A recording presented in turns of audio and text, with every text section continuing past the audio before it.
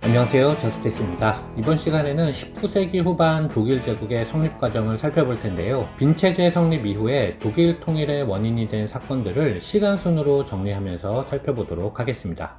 1815년 메테르니히는 빈 회의에서 1806년 나폴레옹에 의해 해체된 신성로마 제국의 영방 국가들을 모아 독일 연방을 구성하고 그들을 봉건제도 하에 둠으로써 오스트리아의 영향력을 유지하려 하였습니다. 따라서 프랑스 7월 혁명과 2월 혁명의 영향으로 발생한 자유주의나 민족주의 봉기는 그 어디에서라도 용납하지 않았죠. 하지만 그는 그 사이에 독일 통일의 주도권을 프로이센에게 넘겨주고 있다는 사실을 깨닫지는 못하였습니다.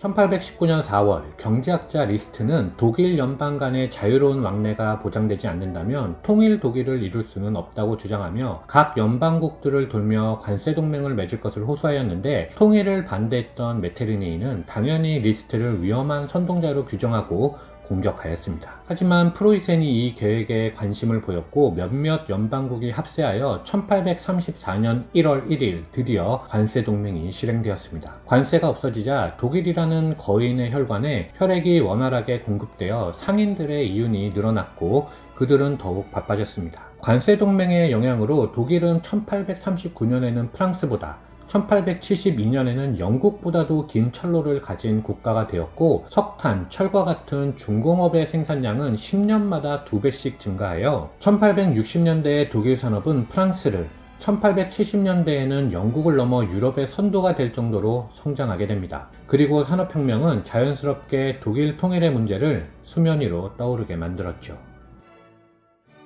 1848년 3월 혁명의 결과 성립한 의회는 오스트리아를 독일 통일에 포함시킬 것인가 제외시킬 것인가를 두고 2년에 걸쳐 프랑크푸르트 국민의회에서 논의하였는데, 오스트리아를 통일 대상에서 제외하는 소독일주의가 채택되었습니다. 결과는 프로이센의 왕 비렐름 4세에 의해 받아들여지지 않아 계획은 무산되었죠. 하지만 이 회의는 훗날 프로이센이 소독일주의로의 통일을 완성시키는 중요한 역할을 한 회의였습니다.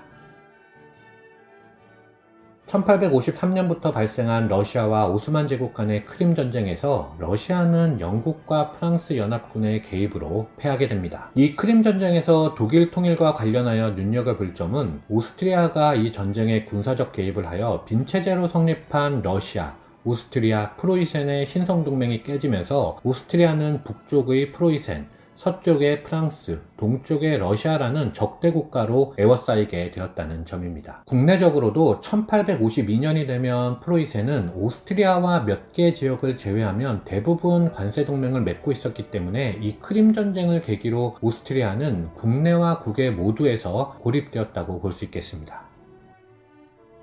1861년에 프로이센은 비렐름 1세가 즉위하여 비스마르크를 재상으로 등용하였는데, 개인적으로는 이것이 통일의 가장 직접적인 요인이 아니었을까 생각합니다. 비스마르크는 독일의 통일은 언론이나 다수결로 좌우되지 않으며 오로지 철과 피에 의하여만 해결될 수 있다고 주장하였고, 철혈재상이란 닉네임으로 강력한 카리스마를 뿜으며 이후 독일 통일을 주도하게 됩니다.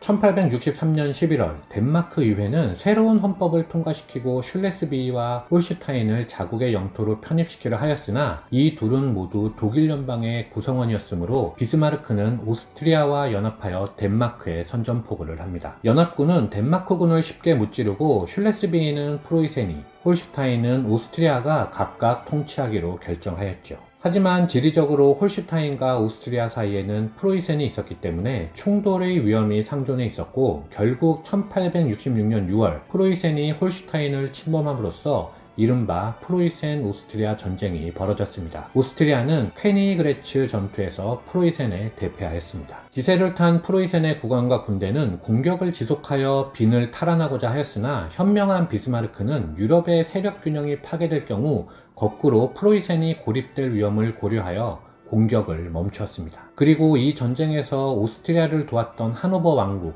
헤센 선제국국 등을 자국 영토에 편입시키며 1866년에 북독일 연방을 구성하였는데, 이것이 독일 제국의 시초가 됩니다.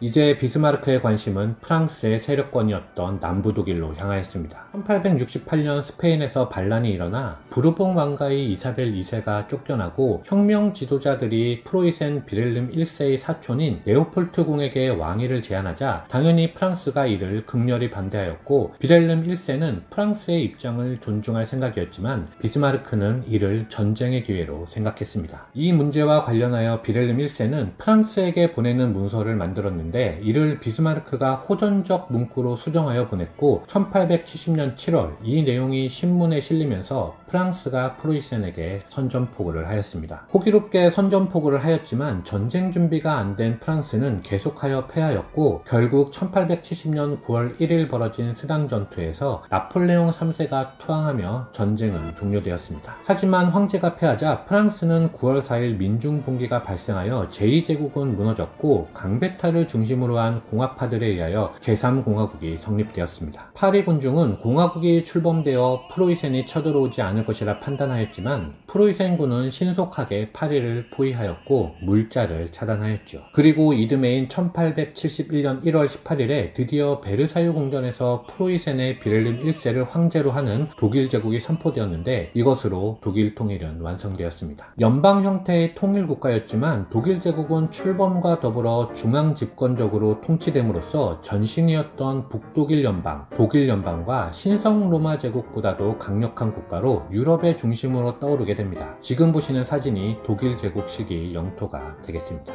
1871년 5월에는 보불 전쟁의 결과 프랑스는 프로이센에 50억 프랑의 배상금을 지급하고 배상금이 완납될 때까지 프로이센군이 프랑스에 주둔하며 프랑스의 알자스 로렌 지방을 프로이센에 할양하는 내용의 프랑크푸르트 조약이 체결되었는데 비스마르크의 속내는 프랑스가 50억 프랑을 갚을 능력이 없다고 봐서 자국의 군대를 계속하여 프랑스에 주둔시키고자 한 것이었는데 프랑스는 금, 은, 구리 등을 닥치는 대로 모아 3달 만에 배상금을 갚아버리고 프로이센 군대를 돌려보내게 됩니다. 동그라미 친 곳이 알자스 로렌 지방이며 이때 잃어버린 알자스 로렌 지방을 배경으로 한 알퐁스 도데의 소설이 마지막 수업입니다. 이상 독일의 통일 과정에 대해서 살펴봤습니다. 시청해주셔서 감사합니다.